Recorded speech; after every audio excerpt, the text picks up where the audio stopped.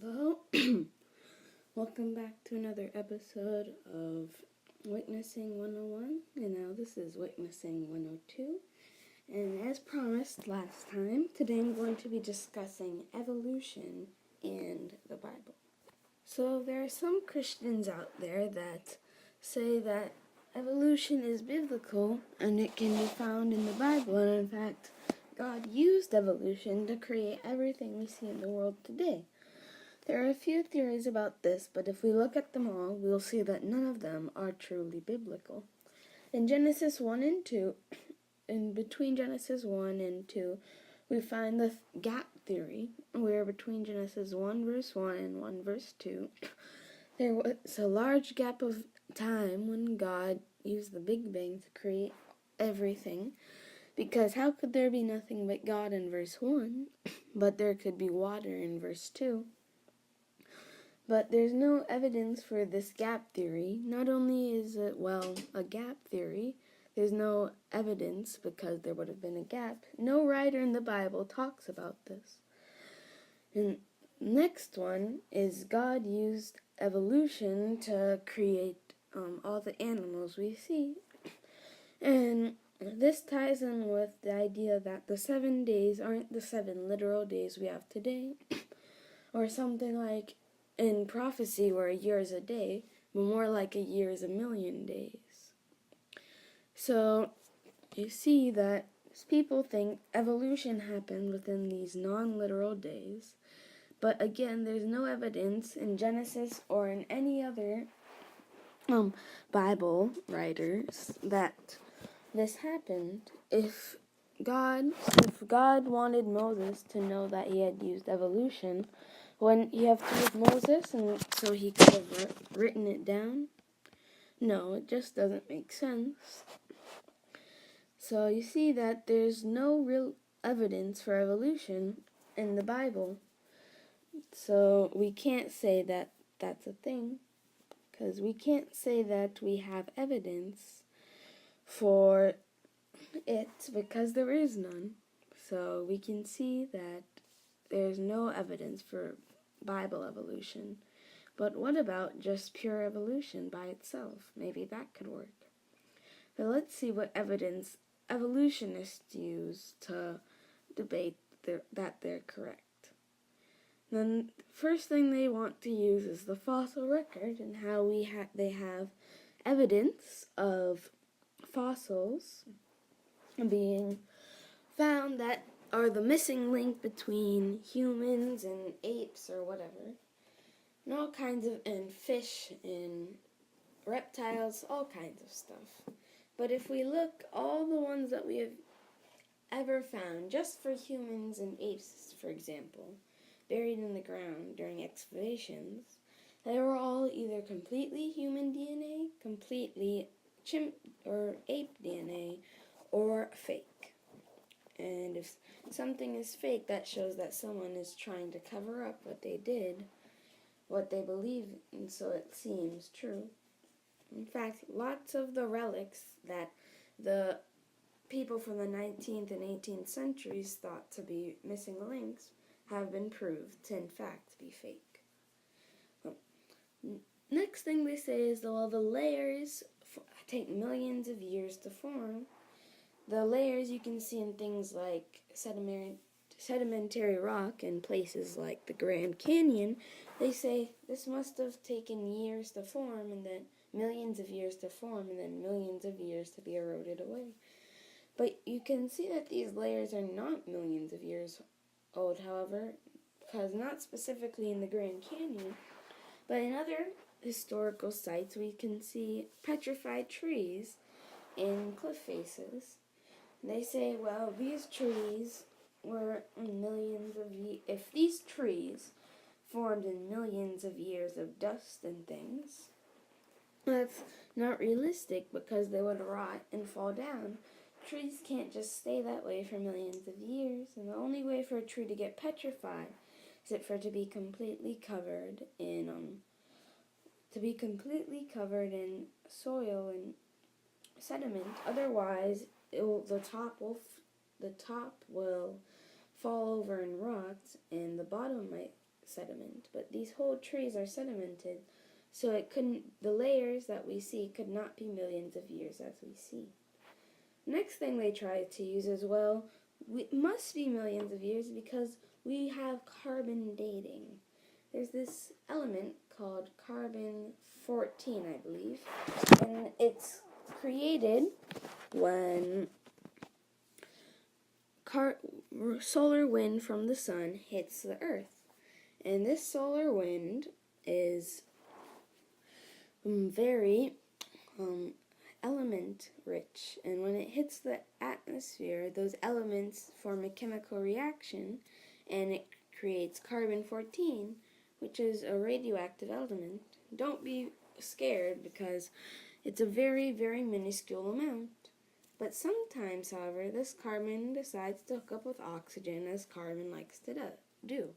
And that becomes radioactive carbon dioxide. But again, this is even smaller than the amount of carbon dioxide, which is already less than 1%. So this radioactive carbon dioxide is breathed into plants, and all plants pretty much have it. And these plants, when they die, they have it in them still, and it has a very long half-life, which is how long it takes for half of it to decay. It's about not as long as some other radioactive elements, which practically last forever, or 1 billion years, which is pretty much forever to us. But it has a half-life of around 3,000 years. So they date it, and they find very, very minuscule amounts of carbon-14. They're like, wow, this must be really, really old. There's 2 problems with that. One, after it has a few half-lives, so like say a plant dies, or an animal that eats a plant dies, they have carbon-14 in them. And so it decays, doing its thing, and then it becomes a half, then a fourth, then a 16, then a 32nd, and then after that it kind of becomes hard to measure. And that only goes up till about around 10,000 years. So how are they saying that dating this is millions of years old? Another thing, they decided that the ratio of carbon dioxide decaying to carbon dioxide forming is actually not constant. It takes about 20,000 years, some scientists figured out, if there was a brand new Earth circling around the sun, with the same composition and everything, brand new, no carbon-14, then it would take about 20,000 years to equalize. Like, imagine I have a hose, and I'm like, here, pour this water in put this hose on this barrel and keep it there till it fills up. But I have drilled holes in the barrel. And there's a mathematical state where the water you're putting in will equal the water that the holes are draining out. This is called equilibrium, and it's pretty easy to find on a mathematical scale. So these scientists did their calculations and figured out it would take 20,000 years about. But they're like, well, we don't have to worry because we know for sure the Earth is at least 20,000 years. But it finds out, recent studies showed, no, the Earth hasn't reached equilibrium and won't for about another 10,000 years, or at least 6,000 years. It's still more carbon-14 being formed than is decaying. Eventually, the sun and Earth will balance out and it'll stay that way. But for now, that's not how it is. And so, assuming, even though equilibrium has been reached, is basically saying that you know that it's already happened, but you don't. So these people are assuming that they were right when in fact they were wrong. And then another thing about carbon dating is, well, if the Earth hasn't reached equilibrium, well then we can't carbon date anything. Because carbon dating assumes that there is the same amount of carbon-14 in the atmosphere than today as that long time ago. And if it's still growing more, then we can assume that going back there was a lot less, And if we see that there was a lot less, then we could explain the minuscule. Because if you start out with 1/30, if you say you just start out with 1/4 of what we have today, well then you're around 6,000 years behind us. So they would assume that it's 6,000 years old, when in fact you can see that it's only about they would assume that it's about 6,000 years old, when in fact it's only about 3,000 years old. So you can see how carbon dating won't work, and how this is why. And finally, those are all showing how carbon dating couldn't work. But if all those things were fixed, couldn't it work? Well, no. I'll explain. So you say we go into a room and I have a candle burning there. Well, someone lit a candle. Some thief came and lit a candle. I don't know. Anyway, someone lit a candle and I asked you, hey, when was this lit? And it's like, I don't know. So I say, well, let's do empirical science. Empirical science is observing what you can see. So we measure it and say it's about 7 inches, right? It's like, when is it lit? And you still don't know. So I say, okay, let's get the best Olympic stopwatch here. And we all agree that it's perfectly burning an inch an hour. When was it lit? Can you tell? No, unless you're willing to assume when it was lit. Because I can tell you the length and I can tell you how fast it's burning, but unless you assume when it was lit, you won't know when it was lit. If you assume, you have to either assume that it was just a random number, or you have to assume that, well, the candle was 10 inches. Say you see a pack and you see all the others are 10 inches. And you say, well, this one probably was 10 inches, so it's probably been lit 3 hours ago. But you don't know for sure. Maybe they broke the top off the candle. There's no way to know for sure, and that's why you have to assume. See, carbon dating, you know the amount of carbon left in it. You know how fast it's decaying. It's a constant rate, pretty much. But you cannot determine when it was lit.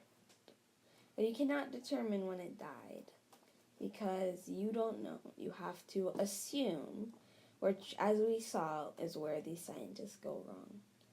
Finally, something else they use is this thing called vestigial organs. You see, guys, there you have your appendix. I believe that's what it's called. But there's this thing on the end of your intestine. I believe it's called your appendix. And you don't need it anymore. It's a vestigial organ, and it's proof of evolution. You see? Well, that's not really true, because the appendix is very essential to human immune system. You can live without it, sure, but it makes you quite a bit more prone, I should say, to certain diseases. I mean, you can live without your arms and your legs, your nose, your ears, and your mouth. It doesn't mean you don't need them. Okay, you probably can't live without your mouth, but it doesn't mean you don't need your ears or your arms or your legs. You still need them to live your life to the best. And second of all, that's pretty much the opposite of evolution. That's losing instead of gaining. And they teach, well, you see, man used to have a tail, but he lost it because he didn't need it. I'm like, lost it because he didn't need it? Like, have you ever come to the door and you're holding two things? Like, wouldn't it be nice to just open it and just walk right in? It'd be so much better in life, you would think. So you can see that vestigial organs are pretty much the opposite of a proof for evolution. So, looking at all of this, we can see that evolution is, in fact, not biblical, and has no evidence. And so, next time, on Witnessing 101, we'll be talking about some things and how you cannot determine if something is false until you determine it's not true. And more about that next week. So remember to try and use this to tell your friends who believe in evolution. Try and tell them about this and show them why you don't believe in evolution. That's it, and I'll see you all next time for another edition to Witnessing 101.